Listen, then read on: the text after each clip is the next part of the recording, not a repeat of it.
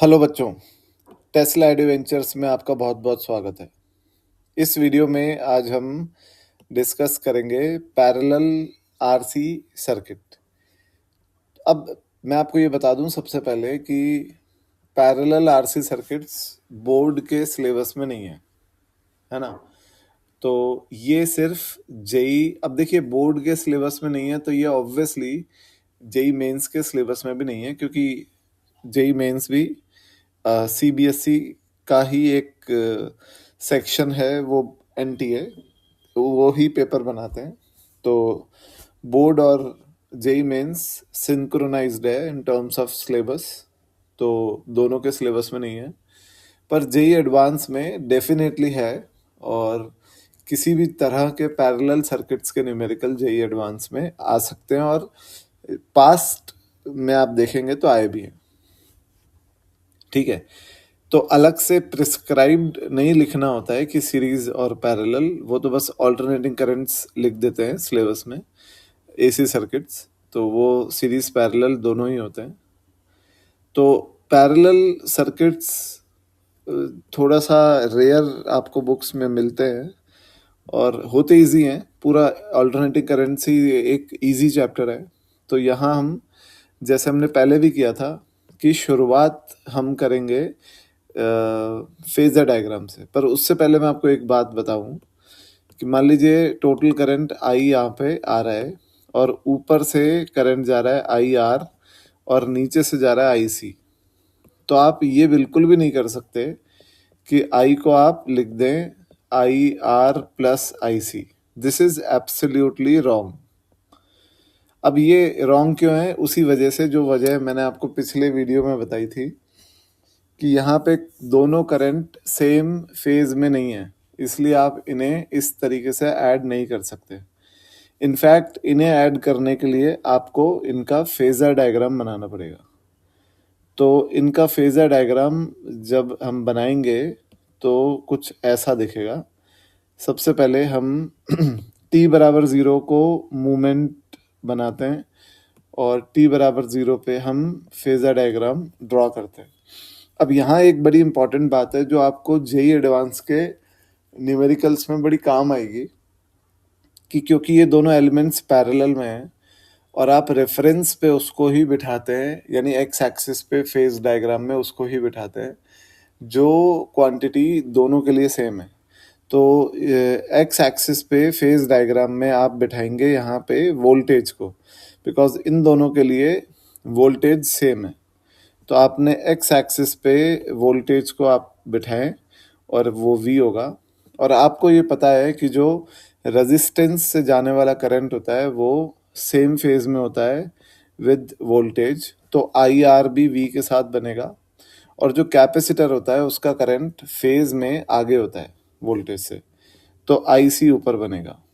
अब यहाँ पे आई आर और आई सी दो अलग अलग करंट हैं, और इनका जो रिजल्टेंट करंट आएगा आई, ये एंगल हो गया फाई। तो जो tan फाई होगा ये होगा आई सी बाय आई आर, और tan फाई होगा आई सी। आई सी को आप लिख सकते हैं V बाय एक्स सी, और आई आर को लिख सकते हैं V बाय आर। ठीक है, तो tan फाई जो है वो यहाँ हो जाएगा R अपॉन एक्स सी। ठीक है, ये बड़ी इंपॉर्टेंट बात है कि tan फाई यहाँ पे R अपॉन एक्स सी हो जाएगा। और यहाँ पे भी आप देख लीजिए कि जो सर्किट है उसमें क्योंकि कैपेसिटेंस है, तो ये सिम्टम्स भी कैपेसिटेंस या कैपेसिटिव सर्किट के दिखा रहा है, यानी इसमें भी करंट जो है वो वोल्टेज से आगे है फेज में फाई। पहली बात तो ये। दूसरी बात कि करंट जो है आई, इसको हम ऐड करेंगे ऑब्वियसली बाय वेक्टर एडिशन, तो ये होगा अंडर रूट ऑफ आई सी का स्क्वायर प्लस आई आर का स्क्वायर। और आई को आप लिख सकते हैं V बाय जेड, और जो आई सी है उसको लिख सकते हैं V बाय एक्स सी, और आई आर को लिख सकते हैं V बाय आर। तो V से V कैंसिल हो जाएगा, और यहाँ से आपको मिलेगा 1 बाय जेड बराबर under root of 1 by XC का स्क्वायर प्लस 1/R का स्क्वायर। ठीक है, दूसरी बात कि यहाँ से Z जो है आपको मिलेगा वो होगा 1/√1/XC का स्क्वायर प्लस 1/R स्क्वायर। तो ये तो Z की वैल्यू यहाँ पर हमें मिली। ठीक है, अब अगर हम चर्चा करें कि आई नॉट क्या होगा, तो आई नॉट ऑब्वियसली V0/Z होगा। Z आपने निकाल ही लिया। और अगर हम करंट को लिखेंगे तो हम देख सकते हैं कि करंट अभी भी वोल्टेज से आगे है फेज में फाई, और tan फाई है R/XC। ठीक है, तो यहाँ पे I को आप लिख देंगे I0 विच इज V0/Z और साइन ओमेगा टी, और क्योंकि वोल्टेज का फेज ओमेगा टी है तो जो करंट है वो आगे है फेज में, तो प्लस tan इनवर्स R/XC भी आप लिखेंगे। तो ये एक करंट की इक्वेशन बन जाएगी। और यहाँ पे आपको ध्यान रखना है कि फेज में करंट ही वोल्टेज से आगे होगा। और यहाँ पे जो दूसरी बात इम्पॉर्टेंट है वो Z वाली है।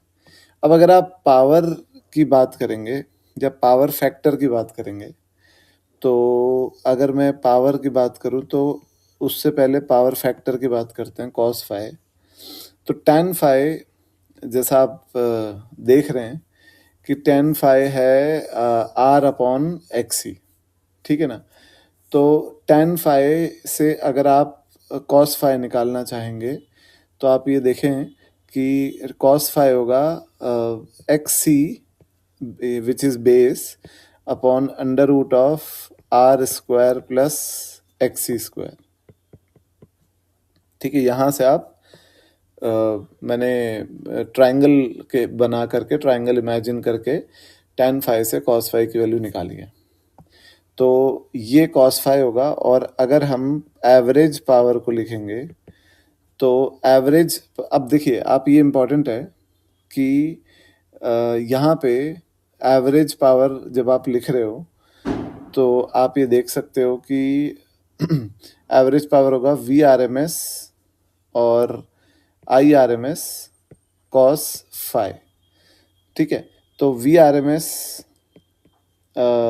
आप VRMS की तरह ही छोड़ दें, IRMS को आप VRMS/Z लिख दें, और cos फाई को आप XC/√R² प्लस XC² लिख दें।